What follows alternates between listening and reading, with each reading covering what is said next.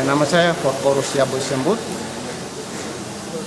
Saya ini seorang guru, kemudian jadi kepala sekolah, kemudian jadi pengawas TKSD di Kabupaten Jayapura. Mengapa saya ada di sini?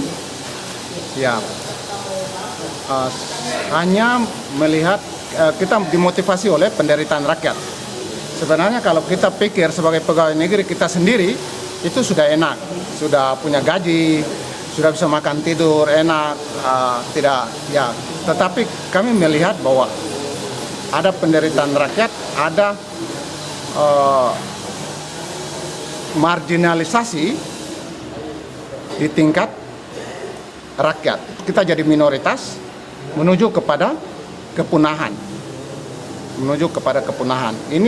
Ini alasan saya mengapa saya gabungkan diri dengan teman-teman, bahwa kami sudah didiskriminasi satu, kedua kami dimarginalisasi di semua sektor kehidupan yang ada.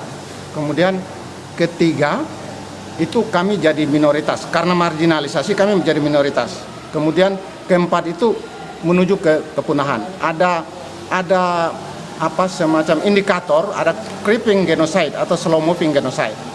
Ini alasan saya mengapa saya menggabungkan diri untuk mendukung perjuangan ini.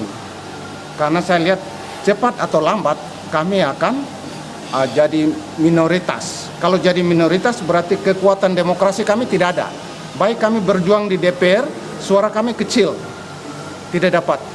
Sekarang orang-orang Papua yang duduk di DPR maupun di pemerintahan itu karena ada perjuangan Papua Merdeka.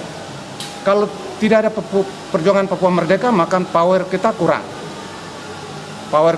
maka kita tidak akan dapat dukungan. Mereka akan kembali ke posisi mereka semula. Itu alasan saya. Mengapa saya? Alasannya hanya itu, bahwa kita memang harus lepaskan diri dari ini, maka kita akan eksis. Kalau mereka bicara HAM, demokrasi, ya bagaimana hak asasi kami? Konkretnya bagaimana? Semua pejabat atau kepala negara di seluruh dunia bicara HAM, demokrasi, tetapi tindakan konkret tidak ada. Misalnya untuk kami, ini diskriminasi. Terjadi diskriminasi untuk Papua. Bicara HAM, ya salah satu dari HAM ya hak politik, political right.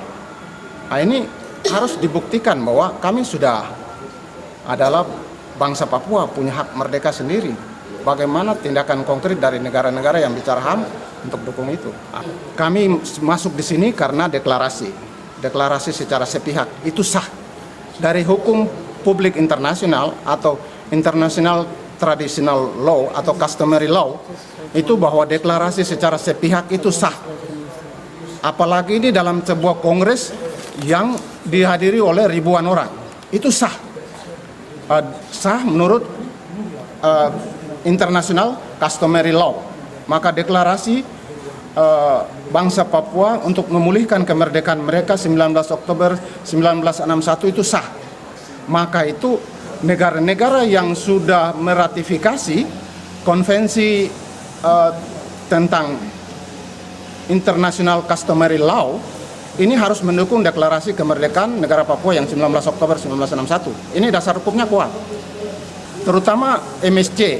MSC harus dukung kami, Negara Federal Republik Papua Barat, untuk terdaftar jadi anggota karena kami sah. Mereka juga harus hati-hati menerima bantuan dari Indonesia.